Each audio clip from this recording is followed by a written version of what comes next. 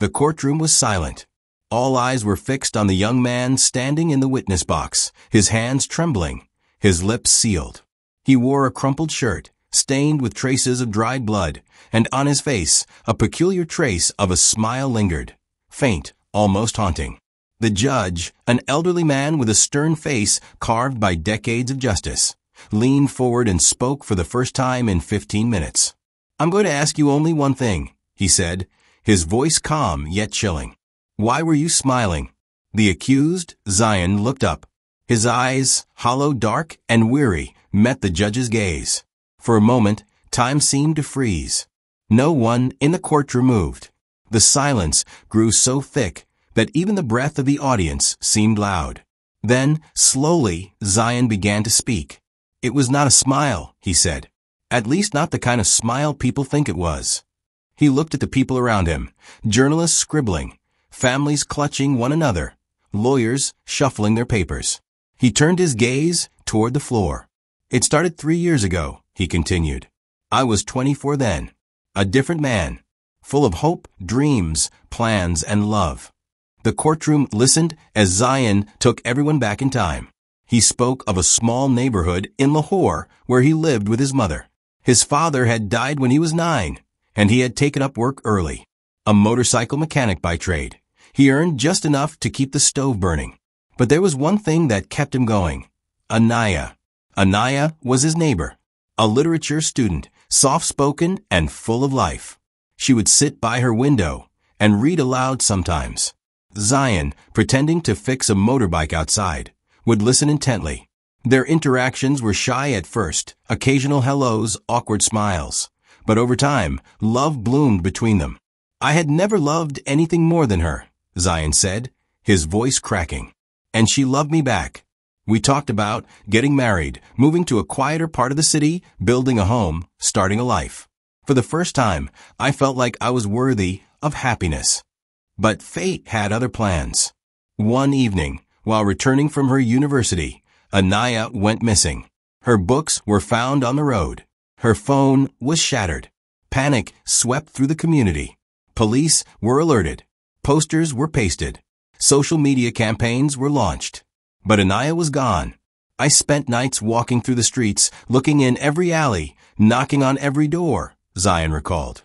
"Her family accused me first. Said maybe I took her, maybe I was involved.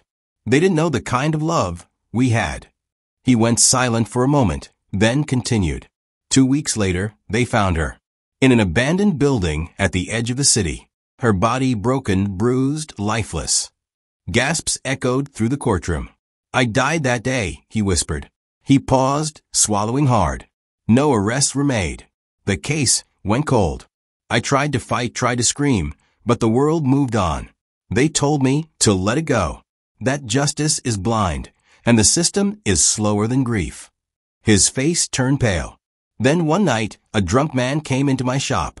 He started laughing, boasting about how he and his friends had once taught a lesson to a university girl. He described her, the earrings she wore, her books, her voice. The courtroom was breathless. "I knew it was him," Zion said. "I knew he was one of them." He followed the man for weeks, learning about his friends, tracking their habits, confirming the horrible truth. And then, one by one, they started disappearing. "I didn't mean to kill them all," Zion said quietly. "I just wanted them to feel the pain, the fear, the helplessness, like Anaya did." He closed his eyes, as if reliving every second. "I confronted the last one at the same building where they took her. He laughed at me. He dared me to pull the trigger. And I did." He opened his eyes and looked at the judge again. "When the police arrived, I wasn't smiling because I was proud. I was smiling because it was over. The nightmare, the guilt, the voices in my head, the laughter of those men, the cries of Anaya. It was finally over." The judge remained silent, absorbing every word.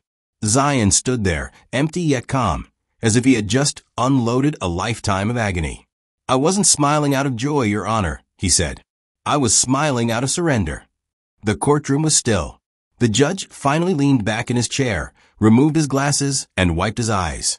No further questions were asked that day. And no one ever forgot the moment a young man's smile told the story of love, loss, and justice. The gavel fell, echoing like a thunderclap in the silent chamber. Court adjourned till tomorrow, the judge said softly, as if his voice now carried the weight of the world. Zion didn't react. His eyes, though heavy, stared blankly ahead.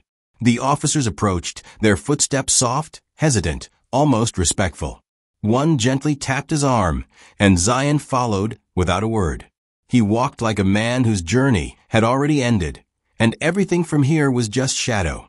In the gallery, people remained seated, stunned, unable to move. A woman in the front row, Anaya's aunt, covered her mouth and wept. A man, likely from the press, sat hunched over his notepad, unmoving, the pen still in his hand. Even the usually aggressive lawyers held their briefcases in silence, subdued not by law, but by truth. Outside, the media swarm began to buzz, unaware of the sacred silence inside. As Zion was led past the corridor, flashes erupted. Voices shouted his name, microphones thrust toward him like spears. But he didn't flinch. Not anymore. Back in his cell, Zion sat on the hard bench. The walls were cracked. The bulb flickered above. It was quiet, save for distant coughing from another inmate, and the hum of silence that now lived in his bones. Hours passed. The door opened with a metallic groan. A tall man entered, salt and pepper hair, sharp eyes, a neatly pressed gray suit. He held a folder, not too thick, but precise. "Zion," he said. Zion looked up slowly. "I'm Idris Rahman, criminal defense attorney." Zion said nothing. "I'm not here for sympathy. I'm here because what you said in court today, it mattered. And because you need someone who understands what it's like to lose a daughter." Zion blinked. "I lost mine," Idris said quietly.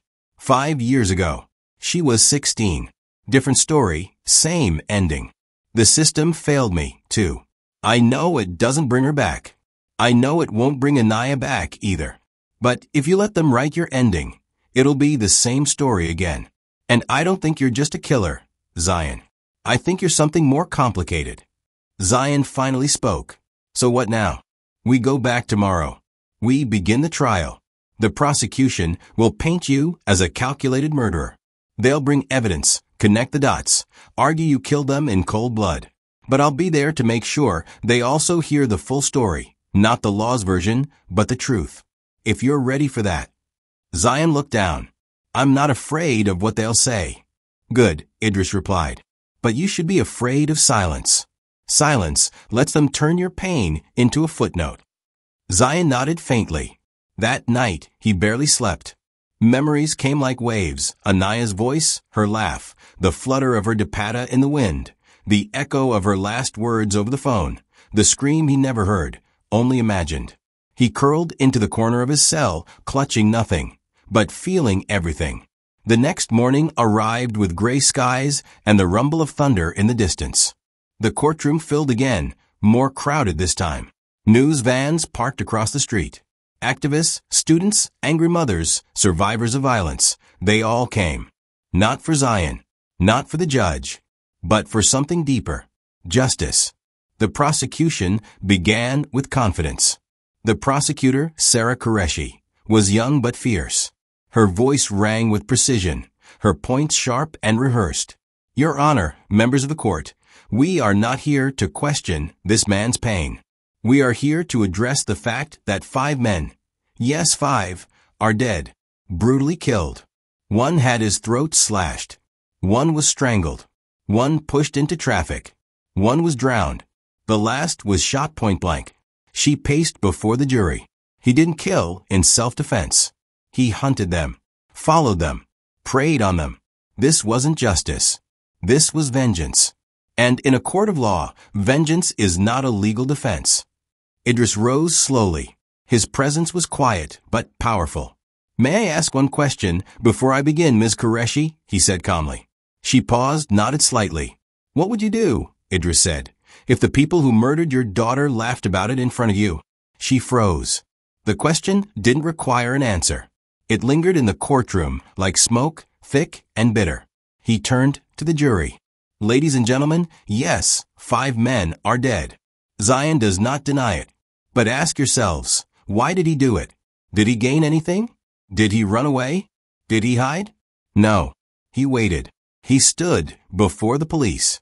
And he smiled not because he enjoyed it, but because it finally ended. He walked toward Zion. This man lost the love of his life. He begged the system to help him. He gave it time. He gave a hope. And the system gave him nothing.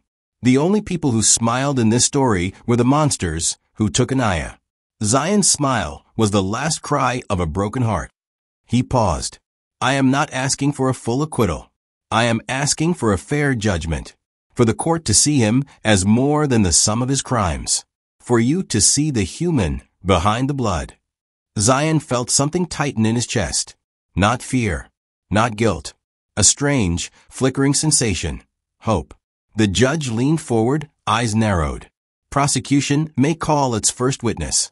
And so began a trial that would shake not only the courtroom, but the soul of the nation. The judge adjusted his glasses and looked toward the prosecution bench. You may proceed. Sarah Qureshi stood up, heels clicking against the wooden floor, and walked confidently toward the jury box. Your Honor, the prosecution calls Inspector Farid Ansari to the stand. A tall, lean man in uniform took the stand. His expression was unreadable, professional. After taking the oath, he folded his hands in his lap, waiting. Inspector Ansari, Sarah began, you are one of the officers involved in the arrest of the accused, Mr. Zion. Could you please tell the court what condition you found him in and what you observed upon your arrival at the scene? Yes, the inspector said. We received an anonymous call about a shooting in an abandoned building on the outskirts of Lahore. When we arrived, we found Mr. Zion sitting cross-legged near the body of the deceased, a man later identified as Haroon Iqbal. The weapon was on the ground. Mr. Zion made no attempt to flee. And his demeanor? Ansari hesitated for a moment. He was calm, almost serene. Was he smiling? Another pause. Yes, a faint smile. But his eyes were dead. It wasn't joy. It was like he had nothing left. There was a hush over the room. Thank you, Inspector. No further questions. Idris Raymond stood up and approached slowly. Inspector Ansari, do you recall if Mr. Zion resisted arrest? No. He surrendered peacefully. Did he confess at the scene? He said, and I quote, he laughed when he saw me. He laughed until he stopped. That was it. Did he show pride in his actions? No. Did he cry? Ansari blinked. Yes. But not when we arrested him. That night, in the holding cell, he cried in his sleep. We heard him whispering a name over and over. Anaya. Gasps rose in the courtroom. Thank you, Inspector. As Ansari stepped down, the judge called for a short recess. Zion sat motionless, hands folded. Idris leaned toward him. You've made them feel, Zion. Now, we must make them understand. The court resumed, and Sarah called her next witness, Mubashir Khan, Haroon Iqbal's cousin. Mubashir took the stand, visibly emotional. Haroon was my brother. We grew up together. He wasn't perfect, but he didn't deserve this. Was he ever charged with any crime related to Anaya's case? No, never. It was just rumors. No proof. Idris stood. Mr. Khan, do you believe Haroon was capable of what Zion accused him of? Objection. Sarah snapped. Speculative. The judge nodded. Sustained. Idris changed course. Did your cousin ever tell you anything about the night Anaya died? Mubashir looked nervous. No. He avoided the topic. Thank you. No further questions. The courtroom began to shift emotionally. Each new day brought new witnesses, medical examiners, forensic analysts, shopkeepers who knew Zion, teachers who remembered Anaya.